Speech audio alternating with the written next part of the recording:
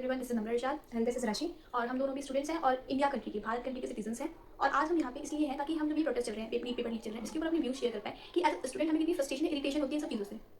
हम सभी देख रहे हैं कि क्या हो रहा है देश में, और जो बिल्कुल भी सही नहीं है। वो एक स्टूडेंट प्रोटेस्ट है और उसको स्टूडेंट प्रोटेस्ट ही रखना चाहिए। और जब स्टूडेंट प्रोटेस्ट कर रहे हैं तो लाठीचार्ज, मतलब उसकी वजह क्या है? लाठीचार्ज क्या, यहाँ पे पॉइंट ही नहीं है ना लाठीचार्ज का। तो इवन लाठीचार्ज में भी आप लोग उनकी अपर बॉडी पे मार रहे हैं, उनके सर पे मार रहे हैं, जबकि रूल है कि लेग्स पे मारना चाहिए। ये मतलब ये तो कानून का उल्लंघन है ना। और ऊपर से वो पुलिस वाले बैच हटा के आ रहे हैं, तो इसका सिविल मतलब में आ रहे ये है हैं। कि वो पुलिस वाले होंगे गुंडे ही हैं, गुंडे ही मानेंगे फिर तो होंगे। अगर आप पुलिस वाले हो तो ढंग से पुलिस वालों की तरह बिहेव करो। आप एक एग्जाम देके इतना खतरनाक एग्जाम देके आ रहे हो, आसान बात तो नहीं आपके यहाँ पे आना, उस तरीके से बिहेव तो करो। अच्छा, उनका स्ट्रगल ही अपना स्ट्रगल तो याद रखो कि हमने कितनी मेहनत से एग्जाम निकाला है, कितनी मेहनत से यहाँ पहुंचे हैं। अगर घूस दे के आए हो, कोई आपके ऊपर है तो फिर वो आप जाओ।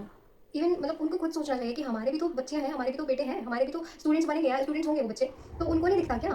मतलब वो भी कभी ना कभी तो एग्जाम देंगे, और उसमें ऐसा कुछ हो गया तो क्या करेंगे? पता नहीं ये स्टूडेंट्स को कैसे ट्रीट कर रहे हैं, आतंकवादी बोल रहे हैं। मतलब क्या समझते क्या हो आप? उन लोगों को लाठी चार्ज कर रहे हो, टीयर गैस, वो भी एक्सपायर्ड टीयर गैस फेंक रहे हैं। मतलब वो सिटीजन नहीं आ गया आपकी कंट्री के, उनके साथ ऐसा बर्ताव कैसे कर सकते हो? मैं भी एक वीडियो देख रही थी, मतलब चलो ठीक है, एक पुलिस वाला था प्रोटेस्ट में, उसने एक लड़की को बैक टच किया और तब उसने दूसरे लड़की की, पुलिस वाले की तरफ देखा तो उसने उसको देख के स्माइल दी कि भाई वाह, तूने कितना अच्छा काम करा है। ऐसा चाटा मारूंगी ना, लिटरली तुम्हें शर्म नहीं आती? तो तुमने मार रहे हो तो तुम गुड टच बैड टच के बारे में तुम्हें बचपन में सिखाई नहीं? तो लिटरली इतना खराब हरकत कर रहे हो, ऊपर से बराबर वाला इंसान देख के हंस रहा है कि वाह भाई मजा आ गया, मुझे भी मौका मिलता तो मैं भी करता। इतनी खराब हरकत हो रही है प्रोटेस्ट में। हम स्टूडेंट्स हैं या फिर हम कोई प्रोस्टिट्यूट है? कौन है हम जो तुम इस तरीके की हरकतें कर रहे हो? लिटरली कोई ज़मीर नहीं है इन लोगों का, कोई देखो ज़मीर लगता नहीं है वो है। पुलिस वाले भी हैं, घूमते गुंडे फिरते भी हैं खाते सब। हैं। सिविल में क्या मतलब लोगों के आने का? बैचेस क्यों उतरवाए? आइडेंटिफिकेशन ये नंबर। सब सब सब हमें जवाब चाहिए। हाँ हमें चाहिए। हमारा हमने नीट का पेपर नहीं दिया बट हमें पता है कि चुनाव हम खतरनाक भी होता है। स्टूडेंट ही हैं। और सबसे बड़ी बात है, जो हमारा प्रोटेस्ट हो रहा है ये नीट पेपर लीक की वजह से हो रहा है। और ये हो रहा है कि हमें धर्मेंद्र प्रधान प्रसाद का हमें चाहिए कि वो रिजर्वेशन दे दे। ये कोई गलत भी नहीं है, तब से वो बैठे हैं एजुकेशन मिनिस्टर की कुर्सी पे 2021 से और 2026 तक 40 पेपर लीक हुए हैं। 40 पेपर लीक का मतलब भी पता है क्या होता है? यानी कि इतने बच्चों की लाइफ खराब हुई है, लाखों बच्चों की लाइफ तो खराब हुई होगी। अभी हमने सीयूईटी एग्जाम दिया, अगर हमारे कभी कोई बोले कि दोबारा दो तो हमें क्या फील होगा? हमने इतने मेहनत से एग्जाम दिया और हम दोबारा दें तो ऑफकोर्स अकाउंटेबिलिटी तो मांग रहे हैं। ये थोड़ी ना कि तुम्हें बार बार मौका देते रहेंगे, एक पेपर लीक करो, 40 से 100 तक आंकड़ा पहुंच जाएगा। कम से कम रेजिग्नेशन नहीं तो अकाउंटेबिलिटी तो दो, प्रेस कॉन्फ्रेंस तो मान ही सकते हैं। स्टूडेंट को रिलेट करने के लिए बोला गया तो आप लोग नहीं समझ पाएंगे उसके ऊपर क्या मेंटल प्रेशर था। इसकी वजह से कितने सारे बच्चों ने सुसाइड कर लिया। That's why we are demanding for resign. और ये ज़रूरी है, हम होना स्टूडेंट्स हैं चाहिए। इसलिए समझ भी सकते हैं कि इसका कितना गलत असर पड़ेगा किसी के ऊपर, क्योंकि हम भी एग्जाम देते हैं। हम बोर्ड के एग्जाम्पल ले लेते हैं, अभी हमने 12th की बोर्ड्स ली है। हमारा अब कोई हमसे बोले कि बोर्ड के पेपर लीक हो दोबारा पेपर दो, अरे हम क्यों थे? हम पागल हैं दोबारा दोबारा दें? हम एक साल से मेहनत करते आ रहे हैं, हमारी तो एक साल की मेहनत है। नीट के लिए बच्चे एक साल का ड्रॉप लेते हैं, 2 साल का ड्रॉप लेते हैं, 3 साल का भी लेते हैं, उसके बाद वो लेवल तक पहुंचते हैं। आप उनसे बोलो दोबारा दो और दोबारा पेपर अच्छा है बुरा है हमें क्या पता? जिनका अच्छा गया उनका तो खराब जाएगा ही ना, और जिनका खराब गया क्या वो 1 महीने में की तैयारी कर लेंगे? उन पर भी प्रेशर है। तो कम से कम आप अकाउंटेबिलिटी तो दो। हम डेमोक्रेसी में है, डिक्टेटरशिप में थोड़ी ना है। मतलब आज की एज में ना ऐसा फील हो रहा है कि इवन मतलब नॉर्थ कोरिया वाले लोगों को पता है कि वो डिक्टेटरशिप में जी रहे हैं, है ना? उनको पता है वो कुछ नहीं बोल सकते, और हम यहाँ डेमोक्रेसी में रह के भी डिक्टेटरशिप में ही है। मतलब कोई अकाउंटेबिलिटी, कोई लाइबिलिटी नहीं है सरकार में, बिल्कुल भी नहीं है। और एक केस है, पॉलिटिकल की बुक में पढ़ा था हमने कि 1956 में जो रेलवे मिनिस्ट्री थी वो लाल बहादुर शास्त्री जी के अंडर आती थी। मतलब वो रेलवे मिनिस्टर थे और उस टाइम पे प्राइम मिनिस्टर जवाहरलाल नेहरू थे। तो उनके टाइम पे एक केस हो गया, मतलब एक एक्सीडेंट हो गया रेलवे मिनिस्ट्री में। तो उसके तुरंत बाद लाल बहादुर शास्त्री जी ने रिजाइन दे दिया अपना। Wonderful decision. और आज देख लीजिए आप क्या हो रहा है।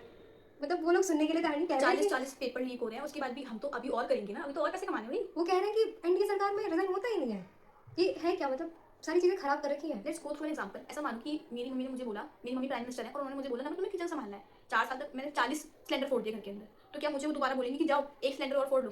तो ये तो बेवकूफ़ी वाली बात है ना। प्राइम मिनिस्टर ने आपको जिम्मेदारी दी एक एजुकेशन की और आपने 40 पेपर लीक करा दिए, उसके बाद भी आप रेजिग्नेशन नहीं दे रहे हो। आप ये बोल रहे हो कि नहीं नहीं 10 बार पेपर और लीक कर लूँ, उसके बाद आराम से कोई और आ जाएगा। ये तो फिर बेवकूफ़ी जैसी हरकतें हैं। इतने बड़े इंसान होके एमए कर रखा है एंटरप्रेन्योरलॉजी में, अकल नाम की चीज़ नहीं है। ये तो फिर हम उनसे ज़्यादा समझदार तो फिर गवार लोग ही हैं जिन्हें आप गवार कहते हो। और धर्मेंद्र प्रधान सर, आपसे तो मेरी हाथ जोड़ के विनती है कि अगर आप रेजिग्नेशन नहीं दे सकते तो अकाउंटेबिलिटी तो दीजिए। आके एक प्रेस कॉन्फ्रेंस कर लीजिए और बताइए कि 40 पेपर लीक क्यों हुए। जो 40 पेपर लीक ये हुए, प्रेस कॉन्फ्रेंस से तो ये डरते हैं ना, ये नहीं कर पता सकते है हैं। क्या बोला है अभी वहाँ पे? उन्होंने ये बोला है कि जो जनता है ना थोड़ी मतलब सही की बात बोली कि गवार है, इसलिए मन की बात करते हैं, प्रेस कॉन्फ्रेंस नहीं प्रेस करते। कॉन्फ्रेंस नहीं करते। अरे हम गवार नहीं है, हम अगर गवार है भी ना तो वो आपकी लाइबिलिटी है, आपकी जिम्मेदारी है कि देश को शिक्षित करना। और जो गवर्नमेंट स्कूल्स का इंफ्रास्ट्रक्चर हाँ, है उसको प्लीज सुधारिए, और मेरी उसमें टीचर्स को लेके आइए।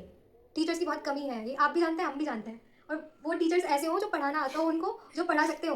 मतलब इंसान इतना एग्जाम क्लियर करके जा रहा है, इंटरव्यूज देके जा रहा है, वो वहाँ पे जाके बैठा है आराम से, बच्चों से काम करवा रहा है। जेवर बेचते हैं, कुछ भी करते हैं, प्राइवेट स्कूल में पढ़ाते हैं, प्राइवेट कोचिंग में पढ़ाते हैं, और उसके बाद क्या होता है? Paper leak. अरे हद है भाई, तुम तभी पेपर लीक करो।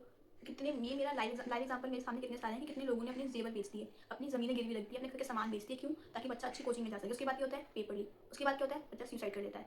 आप जान नहीं सकते कि उस फैमिली पे क्या बीतती होगी। तब उसका ही मतलब 12-12 13-13 घंटे वो इंसान पढ़ता है और फिर वो सुसाइड कर लेता है। Why? Because of the bad education system and the greed the greed of some peoples, like मैं नाम तो लूँगी, आप सभी जानते हैं किसका ग्रीड है। एंड लोग कभी कभी सोचते हैं कि भारत विश्व गुरु बनेगा, कैसे बनेगा? पेपर लीक करा के बनेगा, पेपर लीक करा के बनेगा। टाइम पर पहना दो इसको। और हमारे पड़ोसी देश भी आज चाय पॉपकॉर्न कोल्ड ड्रिंक वगैरह लेके हंस रहे होंगे हम पर, जो देश में हालत है यार। सिर्फ नीट की बात नहीं है, और भी एग्जाम्स लीक हुए हैं।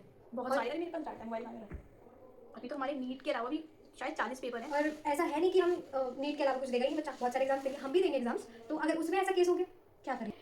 REET रीट 2021 धर्मेंद्र प्रधान का टेन्योर था, 2022 में हुआ है। यूके SSSC, उसके बाद बिहार का जो एग्जाम लीक हुआ है वो भी 2022 में हुआ है। कब तक धर्मेंद्र प्रसाद जो थे हमारे नेताजी थे, बहुत अच्छे हैं। उसके बाद यूपी कांस्टेबल का 2024, फिर नेट का हुआ UGC नेट का 2024, उसके बाद नीट यूजी का हुआ 2024 एंड 2026। इसके बाद भी आप बोलते हो कि आपसे हम ना मांगे रेजिग्नेशन, तो फिर आप पता नहीं क्या है, भाई भगवान ने क्या है, पता नहीं कौन है। आप लोगों के स्टूडेंट्स तो पढ़ रहे होंगे फोरम में, है ना? अरे बहुत, इसका भी सारा रिकॉर्ड है, लेकिन क्या है, अकाउंट सस्पेंड करा देंगे।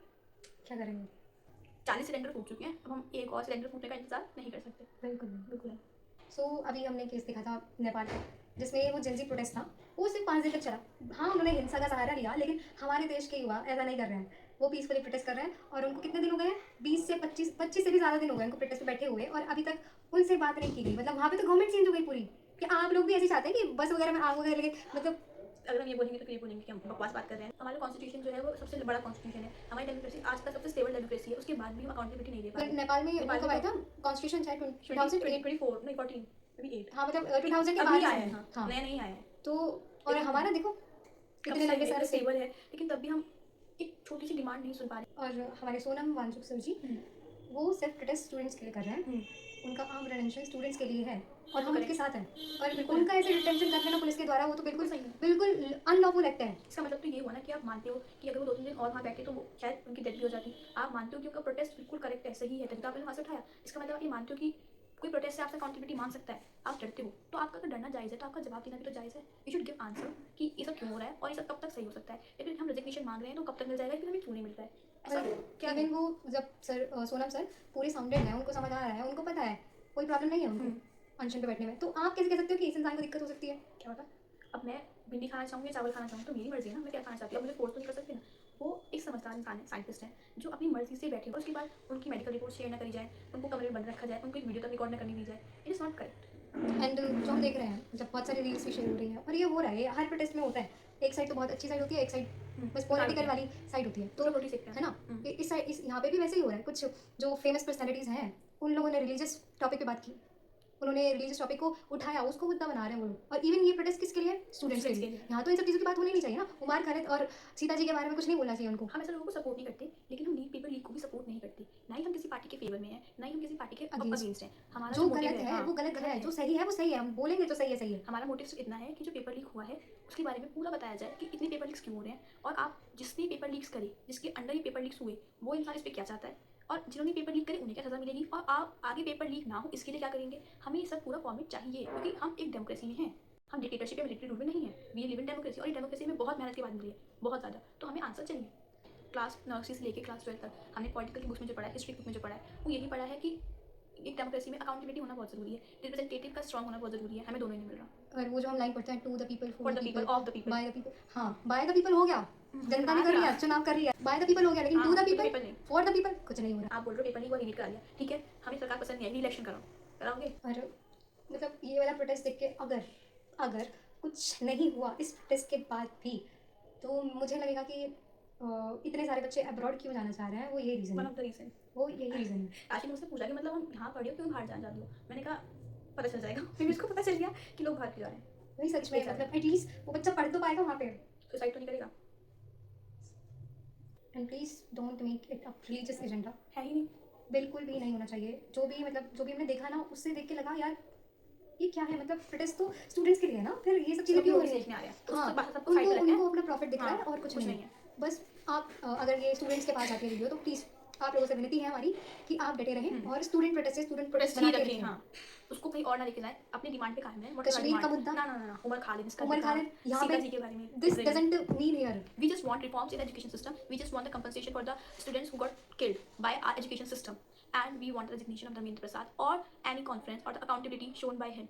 हमें और कुछ नहीं चाहिए, हमें बस ये सब चीज़ें चाहिए। आप दे सकते हैं तो दीजिए, नहीं देना तो भाई तभी दीजिए, हमें तो चाहिए, हमारी डिमांड से तुम्हें याद है, तो नॉन कॉर्पोरेशन मूवमेंट हुआ था, तो गांधी जी ने खिलाफत मूवमेंट को और उसको मिला दिया था। अब ऐसा ना हो जाए कि मणिपुर से भी लोग आ जाएं, झारखंड से भी आ जाएं, सब आ जाएं और फिर आपकी बैंड बज जाए। तो इससे पहले हमारी बात सुन लो कि हम क्या कहना चाह रहे हैं और हमारी डिमांड्स प्लीज़ पूरी करो, क्योंकि हम लिटरली बहुत ज़्यादा परेशान हैं। स्टूडेंट्स को तो कीड़े मकोड़े ट्रीट ना ना करें, करें, बिल्कुल भी लिटरली नहीं। बहुत बुरा लगता है, बहुत गंदा लगता है। मेरी मम्मी से बोला, मम्मी प्रोटेस्ट में जाना है, वो कहने डंडे खाने जाना है। लिटरली मम्मी यही बोला, डंडे खाने जाना है। मतलब हमारे आसपास के जो लोग हैं वो यही बोल रहे हैं कि क्या करोगे, मतलब हम दोस्त भी सोच रहे थे कि हम जाएं, जाएं। है ना। फिर हमने सोचा कि यार अलाउ नहीं करेंगे, अब भाई कहीं भी गया तो उनको डंडे कौन खाएगा, मैं तो एक भी मर जाऊंगी। हम इतने पावरफुल नहीं है भाई। उनको देख के ना आई सैल्यूट यार, जो बच्चे खड़े हुए हैं। मैंने देखा, इनका हाथ फट गया यहाँ से पूरा। मैंने कहा ये वो अंदर का सारा दिख रहा है, एक का सिर फट गया, एक के हाथ पूरे जल के उसके इलेक्ट्रिक करंट लगा होगा। It's not right. और अगर ये देख के उनमें कुछ इमोशंस नहीं आ रहे हैं हमारी सरकार में, या फिर कुछ फीलिंग्स नहीं दर्शा पा रहे हैं वो, तो फिर तो उन पे धिक्कार है। फिर वो ह्यूमन बींग्स नहीं है, they are not human beings, तो ये बोलूंगी। प्लीज़ पुलिस वाले लोग जो हैं, पुलिस वालों से पुलिस गूंस जो भी हुआ, शो सम ह्यूमैनिटी, यार इंसान हो यार, आप क्यों सीएच क्यों जानवरों का बर्ताव कर रहे हो। पैसे के लिए मेरी और बेशक लाठी चार्ज के लिए आपसे ऑर्डर आई हूँ, आपकी नौकरी का सवाल है, लेकिन लाठी चार्ज करना और लाठी को कितनी तेज़ मारा जाएगा वो आप पे डिपेंड करता है, क्योंकि लाठी आपके हाथ में है। आपने तो अपने क्या रौद्र रूप दिखा दिया ना पूरा, वो और पूरे मेरी ना हिंसा कर स्टूडेंट्स दी। से भी एक अपील है, डोंट मेक इट जोक। ये प्रोटेस्ट जोक नहीं है, ये बिल्कुल जोक नहीं है। मैं काफ़ी वीडियोस देख रही हूँ, इतनी ज़्यादा वाहियात कर रखी है प्रोटेस्ट में। It is not joke, it is for our future, it is for दोस्त जिन्होंने अपनी जान गंवाई है। सो इसको मजाक ना बनाए सबसे पहली बात, और अपनी चीज़ पे डटे रहो, हमें क्या चाहिए, इसको मजाक मत बनाओ लिटरली। एट लास्ट आत्महत्या नहीं, हत्या होती है। लिटरली किसी के द्वारा कराई गई। सो एंड में बस हम यही बोलना चाहते हैं कि अनशन पर बैठा व्यक्ति जहाँ देशद्रोही कहलाता है, हक की बात करने पर जहाँ लाठी चार्ज हो जाता है। ध्यान होपफुली रखें। ये सब हमें दोबारा देखने को ना मिले, बिल्कुल भी ना मिले। और मतलब बिल्कुल रिवॉल्यूशनरी टाइप का हमारा प्रोटेस्ट रहा ये, और आई कैन बिलीव कि ये this will make history. Literally it is a history, yes, history बन चुकी है। लोगों में वो ज़ील है आज भी, बिल्कुल भी। वो ज़ील है कि उनको अपने हक के लिए लड़ना है, लेकिन अब शासन को सुनना नहीं है, सरकार को सुनना नहीं है। वो तो आप हमारी सुन ले शासन जी, जो भी आप। सो थैंक यू, आपने देर तक सुना। बहुत बहुत शुक्रिया।